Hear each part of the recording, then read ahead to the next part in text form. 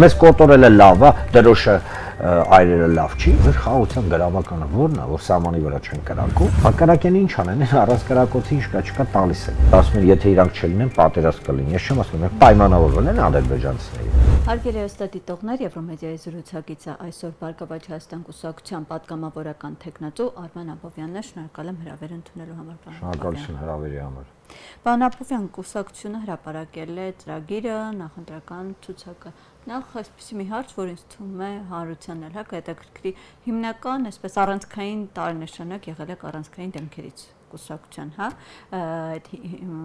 հենց սկզբնական շրջանից կուսակցության թիմում եք եղել, ներգրաված եք եղել։ Ինչու ընտրական ցուցակում այդպես ոչ առաջնային ամեն դեպքում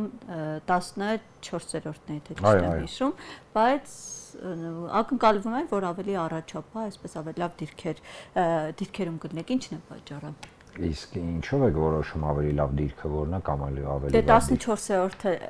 այն էլ հիմնական անդամի համար կուսակցության նորմալ է ձեզ։ Ես կարծում եմ Ինչն է խնդիրը, ինչում համաձայնության չեք եկել։ Չէ, ես կարծում եմ այո նորմալ է, ամեն ինչում համաձայնության եկել ենք, բացի դրանից ես երբեք չեմ քննարկում իմ կուսակցության ղեկավար պարոն Ծառուկյանի որոշումները ոչ մի պարագայում, ասեմ ավելին, ամենաօպտիմալ եւ ամենաճիշտ որոշումներ նամանավանդ անկեղծ ձեզ ասեմ, հա, ես չեմ տեսնում այդտեղ ինչ որ լավ կամ վատ բան, շատ པարզ պատճառով մենք միշտ հայտարարում ենք եւ կհայտարարենք եւ մեր հայտարարությունների յետևից գնում ենք, հա,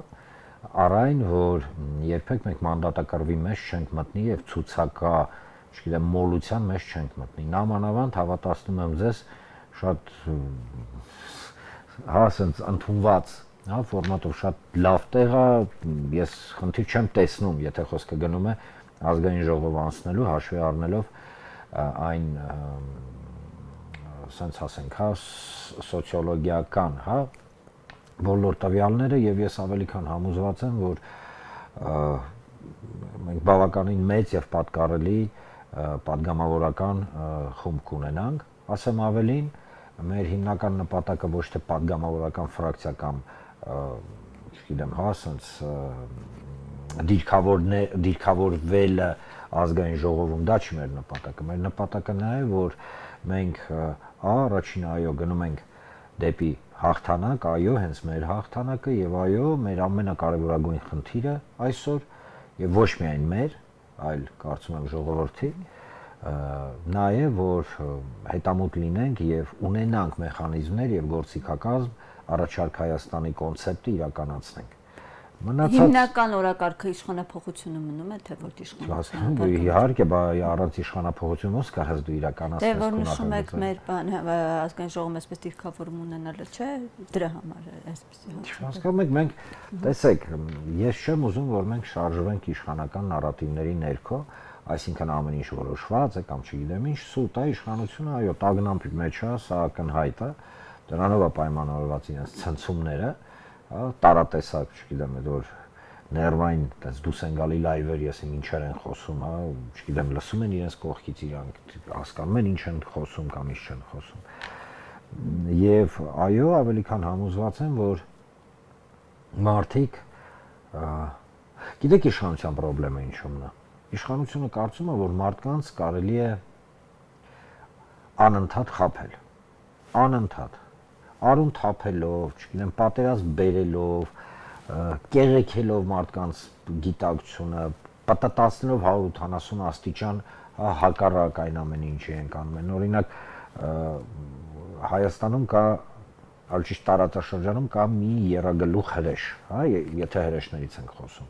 Դա Թուրքիան, Ադրբեջանը եւ Հայաստանի Հանրապետության իշխանությունները, որոնք ըստ էության գործում են երեքն էլ նույն տրամաբանության ներքո, իսկ տրամաբանության ավարտը դա ըստ էության Հայաստանի Հանրապետության ապամոնտաժումն է։ Այնինչ իրենք ասում են պատերազմ, դուք Ջորջ Օրվել կարդացել եք։ Այո։ Ահա, այնտեղ կհիշեք, չէ՞, վստահաբար 1984 պատմվածքի մեջ, գրքի մեջ կար sense մի հետաքրքիր անալոգիա, որը ես միշտ անցկացնում եմ Հայաստանի հետ։ Օրինակ կար ճշմարտության նախարարություն, որը իրականում սուտ էր տարածում, կար պաշտպանության նախարարություն, որը օրինակ պաշտպանությամբ երկրի չէր զբաղվում, կար օրինակ բարեկեցության նախարարություն, որի հիմնական ֆունկցիան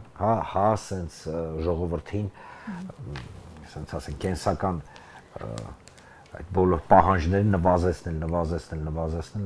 Նույնը սրանք են, երբ որ սրանք խոսում են խաղաղության մասին, մենք մի հատ հարց տա, ձեր խաղաղության գրավականը ո՞րն է, որ սահմանի վրա չեն կրակում, հա? Բակարակեն ինչ անեն, առանց կրակոցի չկա տալիս եք։ Պարոն Աբովյան, նայեք, կուսակցությունը բոլոր արդեն հիմնական ուժերը մասնակից իրենց թեկնածուներին հայտարարել են, որպեսզի մարտի մնօրինակ որ ամսի 7-ին գնան տեղամաս ում է ընտրելու։ Առաջնորդը հա կուսակցության պարոն Ծառուկյանը ասել է, որ ունենք մի քանի թեկնածուներ, բայց դեռ անուն չկա։ Սա մի տեսակ այսպես ինչ որ անվստահություն չի առաջացնում մարդկանց մոտ։ Չգիտեմ միջև որս ով է կուսակցության թեկնածուն, ինչու։ Դե վստահաբար կուսակցության թեկնածուն կհայտարարվի եւ իհարկե կուսակցության թեկնածուն ինքը կլինի ոչ ներկայի, ոչ անցյալի, ոչ, այսինքն կլինի մեկը, ով իրանով կմարմնավորի նվազագույնը այն ապագան, որը մենք տեսնում ենք, նվազագույնը կրկին, հա, անդրադառնամ առաջարկ Հայաստանին եւ այո կհայտարարվի եւ անպայման սա կասվի։ Ես հասկանում եմ կոնտեքստը ձեր ասացի, այդ կոնտեքստի ներքո կարող եմ միայն կրկնել պարոն Ծառուկյանի խոսքերը, որ ամեն ինչ իր ժամանակին, ամեն ինչ պետք է հասնի։ Դա արդեն ժամանակը չի, արդեն կմեկնարկի էսա քարոզարշավը։ Երբ որ մեկնարկի, այդ ժամանակ արդեն կզրուցենք։ Քարոզարշավի մեկնարկին։ Կարող ենք ասել, որ դեռ թիմում էլ այդպես վերջնական որոշում չկա, դրա մեջ չի հայտարարվում։ Ասեմ ձեզ հետեւյալը, որ ներթիմային, հա, մեր կուխնյային ես չեմ անդրադառնա, կարող եմ միայն հավաստիացնել, որ բոլոր գործընթացները, որոնք տեղի են ունենում թիմում, շատ պոզիտիվ, ծայրիստար համաձայնեցված, առողջ դիսկուսիայի, հա, սենց Բայց ցուցակը քննարկումների արդյունքում է ձևավորվել, թե կուսակցության այսպես ղեկավարը ինքն է ամբողջությամբ կազմել։ Թիմում այդ հարցը քննարկվել ով որտեղը պետք է լինի։ Որ ցուցակի հարցը փակեն, կարող եմ ասել հետեւյալը, որ ոչ ոքի համար անակնկալ չէր, բոլորը իրենց տեղը գիտեն, հարգված, սիրված եւ այստեղ փորձել արհեստականորեն կրկին, հա, մեզ ինչ որ ձեզ չի վերաբերվում մի անգամից կրկնեմ, sense փորձել կիսասադրիչ մի քիչ բառը կոպիտ է հնչում, հա։ Դե հարցերը, որոնք պատասխան պահանջում են, ոչ, ասեմ ձեզ ավելին, մենք համոզված ենք եւ այդ համոզմունքը կրկին տեխնիկապես ապացուցվում է, որ ըստ էության ցուցակի տեղը կապ չունի։ Հասկանում եք, մենք պետքա դուրս գանք այդ ցուցակը կռիվ, մանդատը կռիվ, այդ ամեն ինչից, ախր ի վերջո, եթե երկիր չեղավ կամ երկիրը դարձավ ներողություն Արևմտյան Ադրբեջան, ինչ կապ կունենա, ով որտեղ էր ինչ ցուցակում։ Հասկանում եք։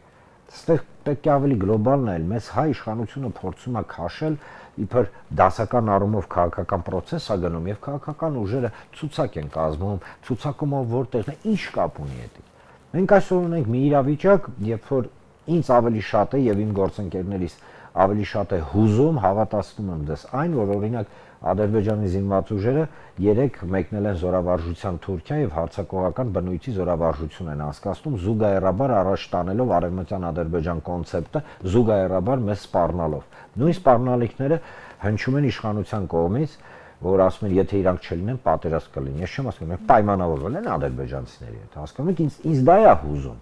Ինձ հուզում է Ստեփանակերտում Աստվածամոր տաճարի ոչնչացումը, որ Հայաստանի Հանրապետության իշխանությունները միջազգային հարթակն եմ այդպես քննարկման առարկա որպես այդպեսին։ Սպտուն չեն հանում։ Հարցը չենք դարձնում։ Հա, բայց ներողություն, ոնց են իրանց ճողում մեջտեղից, երբ որ ցեղասպան Թուրքիայի դրոշը քաղաքական, կրկնում եմ, գործընթացի ներքո քաղաքական ակտի անհնազանդության, եթե կցանկանաք, հա, մեր բախտին անհնազանդության ներքո Թուրքիայի դրոշը վառվեց 25 րոպե հետո իրար հերթ չտալով հելան անց էին թուրքերին պաշտպանում, աշկերտս լցվեց, գիտեք, մի պահ ասացի, ես թուրքերս ի՞նչ մեղք եմ, որ ինչքա չինովնիկ կար, դուս էին եկել լուրջ դեմքով Թուրքիայից են, լավ չի որ դրոշը վառվում, այդ ինչի լավ չի։ Մեզ կոտորելը լավ է, դրոշը այրելը լավ չի։ Դե ասում են դա խեղճության նշան է, ընդհանրապես կապչունի պայքարի պահանջատվության հետ այդպես են։ Սատում են, խեղճության նշանը գիտեք որն է։ Երբ որ Արցախից դուրս էին գալիս մազապուրց, մի կերպ գնդացիների եւ ռումբերի տակ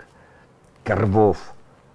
կրկնեմ կռվով, կռիվ տալով, արժանապատվությունը գոնե մի ձև պահելով խեղճությունը նա է, ոչ թե արցախցիների դուրս գալը այն, որ Հայաստանի Հանրապետության իշխանության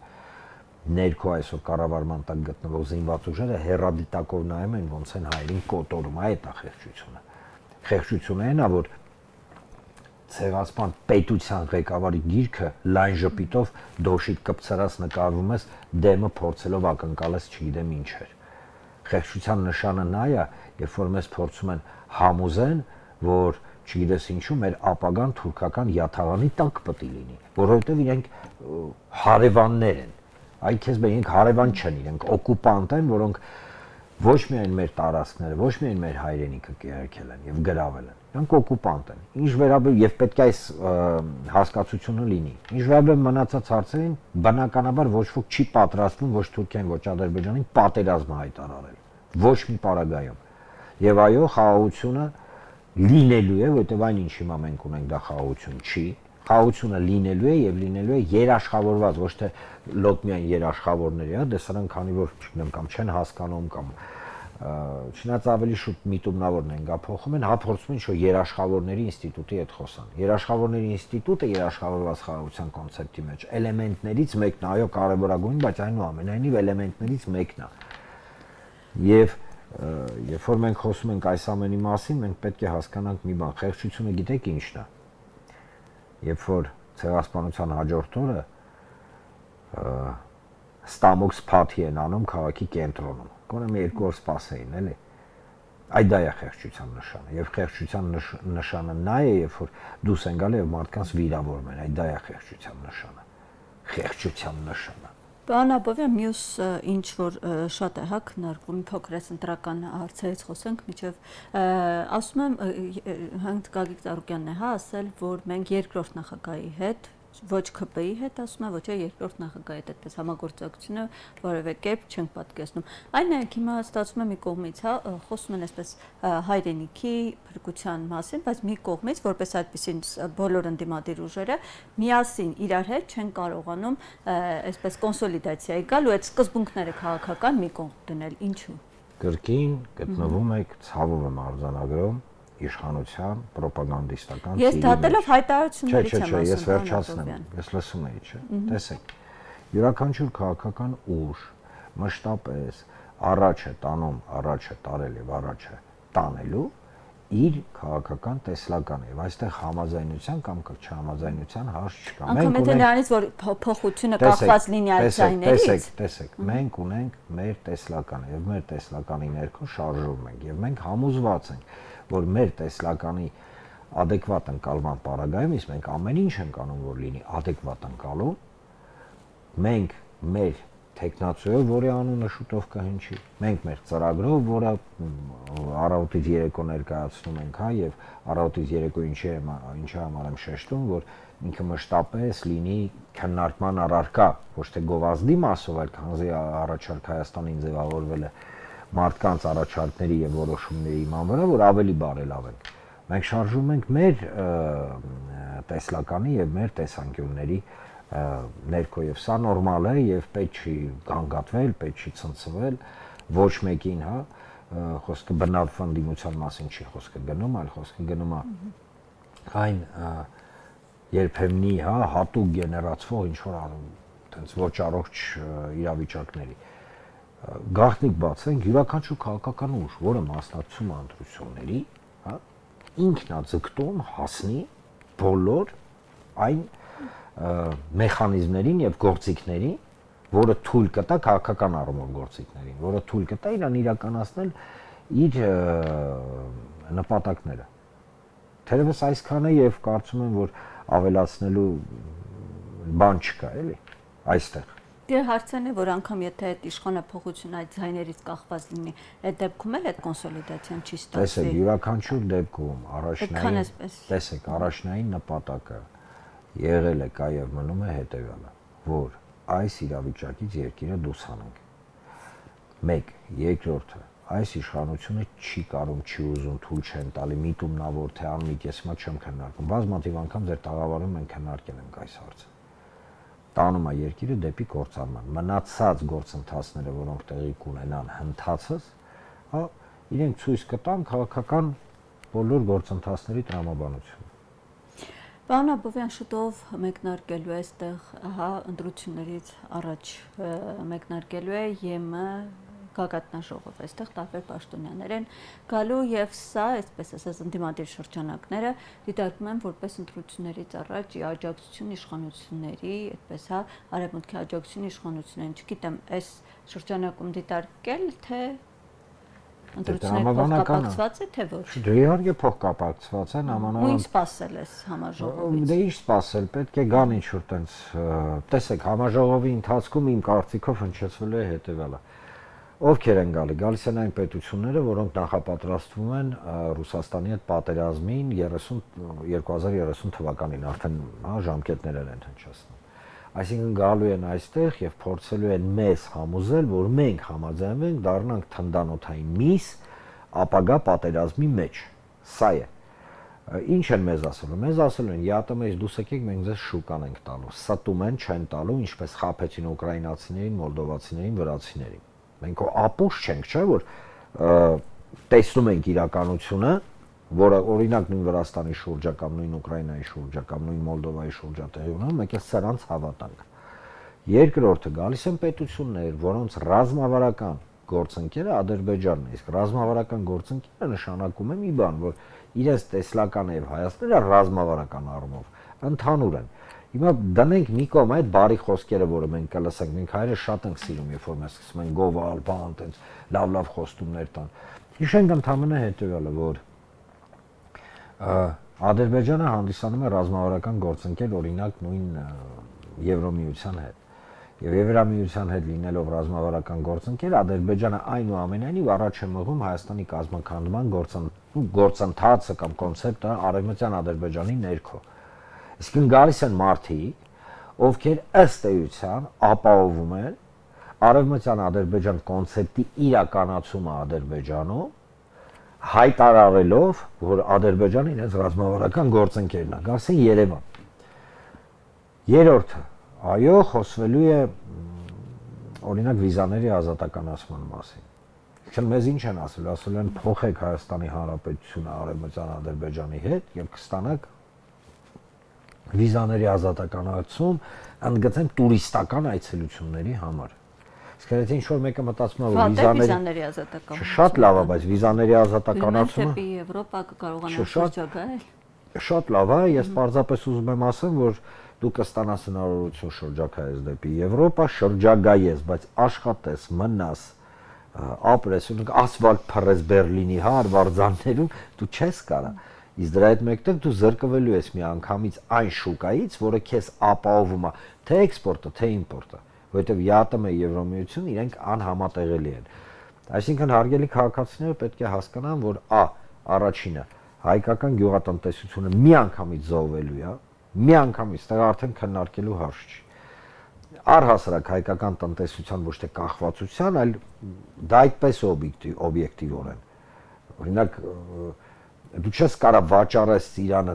նորմալ գնով, հա, կամ նույնիսկ աննորմալ գնով, կապ չունի, դու չես կարող վաճառես Իրանը Եվրոմիությունում, քանզի այնտեղ կա հունական ծիրան կամ իտալական կամ իսպանական, հա, որպես օրինակ եմ բերում։ Դու չես կարող քո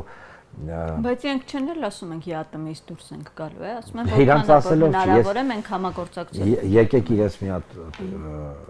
տխրեցնենք, ոչ մեկ չի սպասելու, որ իրանք ասելու են մենք ԵԱՏՄ-ից դուրս են գալի, թե ոչ ինձ հանելու են։ Միանշանակ, ես մի վարքյան չեմ կասկածում։ Հանելու են շատ պարզ պատճառով, երբ որ դու համագործակցում ես մի քաղաքական միավորի հետ, որը թշնամի է քո գոնե թղթով, հա, գործընկերների հետ ում հետ դու տնտեսական առևտրային հարաբերություններ ունես, ապա քեզ տեղից հանելու են, ասել են մի րոպե, կարող եք իդես եկել ես սատանի մայլենքի հանդրբազություն ես անում, այսինքն մեր վրա դու փող ես աշխատում, երկիր ես պահում, բայց թեքվում ես դեպի մեր թշնամի, դե գնա թշնամին ապահովի, գազը $177-ով ինչա հնարավոր չի, սպառման շուկան, որը հնարավոր չի, ցորենը, որը համաշխարհային գներից անգամներով ավելի ցածր ենք ստանում, հա, նույն ԵԱՏՄ-ից, Ռուսաստանից։ Եվ այլն բազմաթիվ։ Ու եկեք Իրանի գործոնն էլի մի կողմ չդնենք։ Դուք տեսաք Իրանի համառությունը իր շահերը պաշտպանելու։ Դե բանակցությունները արդեն որորդ անգամ էսպես չեն ստացվում հայտարարի գալ Իրան։ Չի ստացվում, որովհետև Իրանը հասկացավ, որ ինքը կարող է ջարդել Միացյալ Նահանգների եւ Իսրայելի ազդեցությունը տարածաշրջանում եւ Իրանը այսօր ըստ էության ամենակարևորագույն եթե ցանկանաք դե լավ ասած ասեմ հեգեմոնիկ, հա, այսինքն առանցքային խաղացողներ դերակատարն է։ Շնորհակալ եմ պարոն Հովհաննիսյանի համար։ Հարգելի հաստատիտողներ, հիշեցնեմ, որ մեր տաղավարում զրուցում են քաղաքական վերլուծաբան, Բարգավաճ Հայաստան կուսակցության պատգամավորական թեկնածու Արման Աբովյանի հետ։ Շնորհակալ եմ եթերին հետևելու համար, կհանդիպենք։